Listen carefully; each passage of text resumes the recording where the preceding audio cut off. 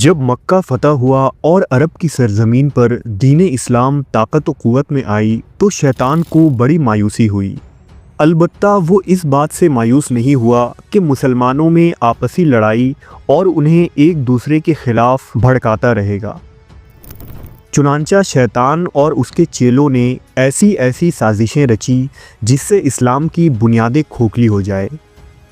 ان فتنوں اور سازشوں میں سب سے بڑی فساد گمراہ کن فرقے تھے، کبھی خارجی، کبھی ناسبی، کبھی جہمیہ مرجیہ تو کبھی کرامتہ کی شکل میں مسلمانوں کے اندر ہی ایسی جماعتیں پیدا ہوتی رہیں جن کے عقائد و نظریات مشرکوں اور کافروں جیسے تھے اور جنہوں نے مسلم امہ کو ہمیشہ توڑا اور نقصان پہنچایا۔ انہی گمراہ کن فرقے میں ایک بدنام زمانہ فرقہ علوی یا نصیری ہے۔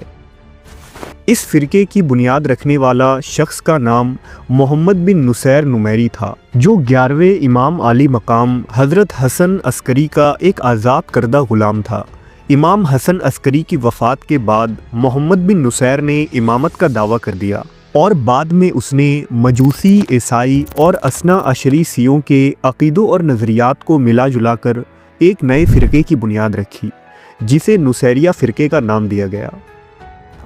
مورخین نے لکھا ہے کہ محمد بن نصیر ہم جنس پرستی کی گناہ میں مبتلا تھا اور اس عمل کو خدا تک پہنچنے کا ذریعہ سمجھتا تھا۔ بعد میں اس بدبخت نے خود کو امام مہدی ہونے کا دعویٰ بھی کیا اور پھر نبوت کا جھوٹا دعوے دار بن کر اپنے پیروکاروں کو گمراہ کیا۔ نصیریہ لوگوں نے امام علی علیہ السلام کو خدا کا درجہ دے دیا۔ نصیریوں کے مطابق حضرت امام علی بادلوں میں سکونت پذیر ہیں اور بادلوں کی گرج حضرت علی کی آواز اور بجلی کی چمک حضرت علی کی مسکراہٹ ہے، اس لیے یہ لوگ بادلوں کی بڑی تعظیم کرتے ہیں۔ نصیریوں کا بدترین عقیدہ یہ ہے کہ خدا حضرت علی کی شکل میں زمین پر اتر آیا تھا۔ حضرت علی کا روحانی ظہور انسانی اور فانی جسم میں ہوا، جس طرح حضرت جبرائیل علیہ السلام انسانی شکل میں آیا کرتے تھے۔ امام علی کا انسانی شکل میں ظہور محض اس لیے ہوا تھا تاکہ وہ اپنے مخلوق اور اپنے بندوں سے مانوس ہو سکے۔ لیکن دوسری طرف یہ نصیری حضرت علی کے قاتل عبد الرحمن ابن ملجم سے بے پناہ محبت و عقیدت رکھتے ہیں، کیونکہ ان کا ماننا ہے کہ ابن ملجم نے معاذ اللہ حضرت علی کو قتل کر کے انہیں عالم لاہوت میں منتقل کیا تھا۔ اس نے حضرت علی کو شہید کر کے خدا کی روح کو آزاد کر دیا اور خدا واپس آسمانوں پر چلا گیا۔ نصیری فرقے میں مزید 3 قسم کے گروہ پائے جاتے ہیں۔ پہلا گروہ قمری کہلاتا ہے، جو چاند کو حضرت علی کا مظہر کہتے ہیں۔ ان کے مطابق حضرت علی چاند پر رہتے ہیں اور مرنے کے بعد ان کے چاہنے والے ستاروں کا روپ دھار لیتے ہیں۔ دوسرا گروہ شمسی کہلاتا ہے اور یہ لوگ سورج کو حضرت علی کا مظہر مانتے ہیں اور ان کے مطابق حضرت علی سورج میں رہتے ہیں۔ جبکہ تیسرا گروہ مرشدی کہلاتا ہے، جو 20ویں صدی کے ایک مشہور نصیری سلمان مرشد کے نام سے منسوب ہے۔ فرقہ نصیریہ تناسخ ارواح یعنی ایک روح کے کسی دوسرے جسم میں منتقل ہونے پر بھی یقین رکھتے ہیں۔ اس کے علاوہ یہ لوگ ری انکارنیشن یعنی دوسرے جنم پر بھی یقین رکھتے ہیں۔ نصیریوں کے مطابق مرنے کے بعد روح کسی دوسرے انسانی جسم میں چلی جاتی ہے۔ روح اس وقت تک انسانی جسم میں منتقل ہوتی رہتی ہے جب تک کہ مکمل پاک نہ ہو جائے اور آخر کار یہ روح عالم ارواح میں لوٹ جاتی ہے۔ اس کے علاوہ بد کردار روحیں جانوروں اور غلیظ مخلوق میں بھی چلی جاتی ہیں۔ نصیریوں کے یہ نظریات ہندو مت سے کافی مطابقت رکھتے ہیں، جہاں موہ مایا اور پنرجنم کا کنسپٹ موجود ہے۔ نصیریہ دراصل ایک باطنی فرقہ ہے جو قرآن کے ظاہری معنی کو قبول نہیں کرتے اور آیتوں کی تشریح اپنے عقیدوں اور تعویلات کے مطابق کرتے ہیں۔ لہٰذا نصیری نماز، روزہ، زکوٰۃ، جنت و جہنم کے منکر ہیں، کیونکہ ان کا ماننا ہے کہ 5 وقت کی نماز سے مراد دراصل اہل بیت ہیں اور رمضان کے 30 روزوں سے مراد 30 ولیوں کے نام ہیں۔ ان کا عقیدہ یہ ہے کہ دین اسلام کی تکمیل حضرت علی کی ولایت سے ہوتی ہے اور اہل بیت ہی شریعت اور دین کے اسرار و تشریح ہیں، اور یہ وہ راز ہیں جو نصیریوں کے علاوہ دوسرے لوگوں کو سمجھ نہیں آیا۔ نصیری مسلمانوں کے تہواروں کے علاوہ کرسمس اور ایسٹر کے ساتھ نوروز اور مہرجان کے ایرانی تہوار بھی مناتے ہیں۔ نصیریوں کا یہ بھی عقیدہ ہے کہ نعوذ باللہ خدا 7 مرتبہ انسانی روپ میں اس زمین پر آیا تھا۔ اپنے اس عقیدے کو وہ مانا کہتے ہیں۔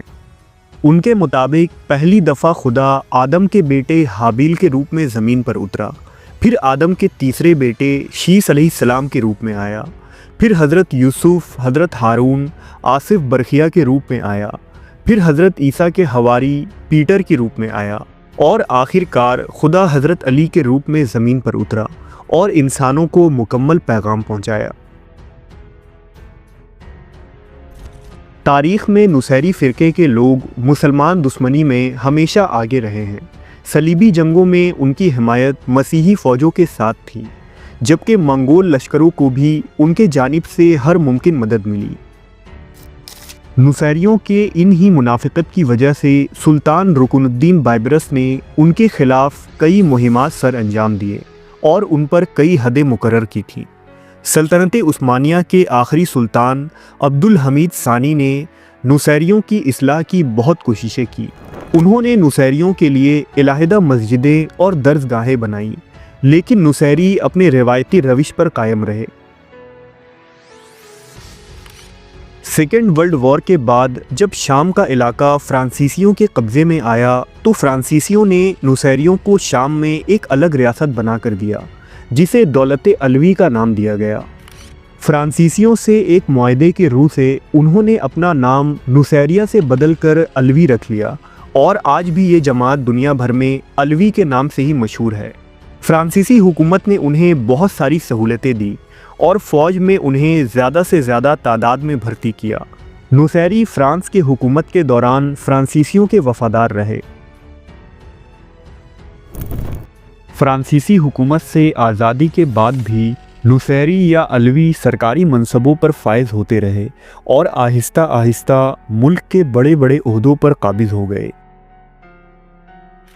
شام میں نصیریوں کا سب سے جنگجو، ظالم و سفاک قبیلہ الکلبیہ ہے، جو مسلمانوں کو ذبح کرنا، مسلم عورتوں کو باندی بنانا اور مسلمانوں کی مسجدوں کو تباہ کر کے ان کے مال و اسباب لوٹنے کو اپنے لیے حلال سمجھتے ہیں۔ ان کی زیادہ تر تعداد شام میں جبل علی اور جبل نصیر کے اطراف میں ہے۔ تاریخ میں ہمیشہ سے یہ قبیلہ لوٹ مار اور قتل و غارت کے لیے مشہور رہا ہے۔ نصیریوں کے اسی کلبیہ قبیلے سے ایک شخص نے سال 1971 میں شام میں ایک ملٹری کیمپین کر کے حکومت پر قابض ہو گیا، جس کا نام حافظ الاسد تھا۔ یہیں سے شام میں نصیری یا علوی مزید طاقت میں آ گئے۔ شام کا صدر بشار الاسد حافظ الاسد کا ہی بیٹا تھا، جس نے اپنے 24 سالہ دور حکومت میں شامی مسلمانوں پر بے پناہ ظلم کیے، اور کچھ ہی دن قبل اسد حکومت کا خاتمہ ہوا۔ نہ صرف اہل سنت بلکہ جمہور شیعہ علماء کا بھی یہی ماننا ہے کہ نصیری یا علوی فرقہ صریح گمراہ، مشرک اور اسلام سے خارج ہے۔ نصیری اسلام کی چھتری میں گھسے وہ کالی بھیڑیں ہیں جنہوں نے اسلام کی تعلیمات میں حد درجے تحریف کر کے گمراہی میں بہت آگے نکل گئے۔ اللہ امت مسلمہ کو فرقہ پرستی کے اس لعنت سے نکل کر ایک امام اور ایک جھنڈے تلے جمع فرمائے، اور مسلم ممالک کے حالات بہتر کر کے مسلمانوں کو آپس میں لڑنے کے بجائے یہود و نصارہ کے خلاف اٹھ کھڑے ہونے کی توفیق دے۔